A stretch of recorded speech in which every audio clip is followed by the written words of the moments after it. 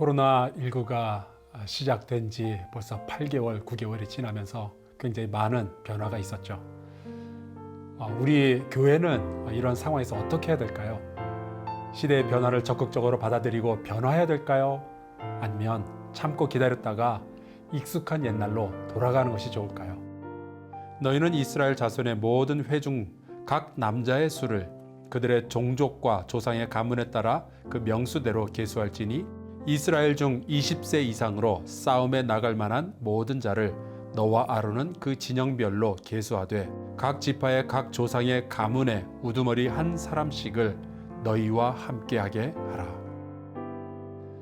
이스라엘 백성은 약 400여 년 동안 애굽에서 살았습니다. 그들에게 익숙한 땅에서 그들에게 익숙한 신들에게 절하며 그들에게 익숙한 음식을 먹고 그들에게 익숙한 하루하루의 노동자의 삶을 살았었죠. 익숙한 주인 밑에서 익숙한 노동을 했습니다. 비록 노예의 삶이었지만 그들에게는 익숙함이라는 편안함도 함께 있었습니다.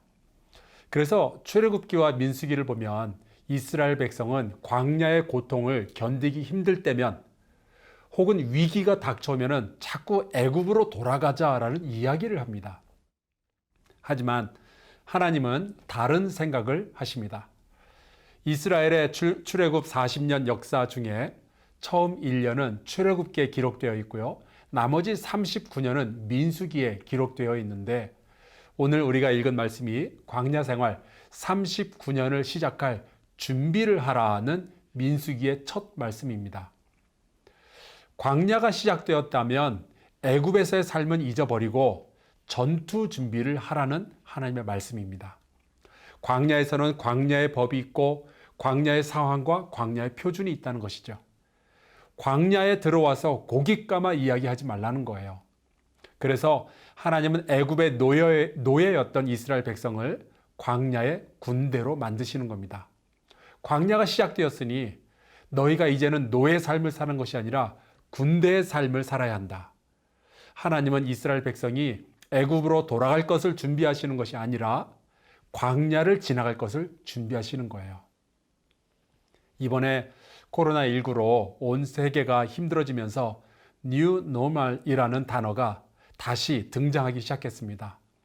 앞으로는 코로나19 이전의 세상으로 돌아갈 수 없다는 거죠. 새로운 삶의 표준이 생겨났다는 거예요.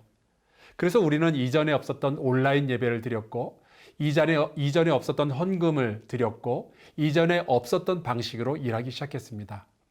우리 아이들은 이전에 없었던 방식으로 개학을 했어요. 지난 8개월 동안 우리가 경험한 것은 교회에 얼마나 자주 얼마나 많은 사람이 오느냐도 중요하지만 집에서 얼마나 성실하게 신앙을 지키느냐도 중요하다는 것입니다. 앞으로는 집과 직장에서 우리 이웃들의 눈앞에서 어떻게 하느냐가 더 중요해질 것 같아요. 익숙하지 않지만 이미 광야는 시작이 되었습니다.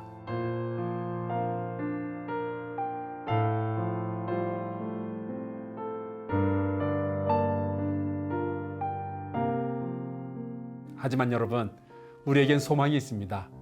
익숙한 상황에서 함께 하셨던 그 하나님은 낯선 광야에 들어선 우리와 여전히 함께 하시는 줄로 믿습니다. 하나님이 없는 평화보다는 하나님이 동행하시는 고난이 더 나은 줄로 믿습니다. 우리 지금까지 정말 잘 해왔습니다. 하지만 우리 앞에는 더 긴 광야가 남겨져 있어요. 우리 도망치지 맙시다. 현실을 직시합시다.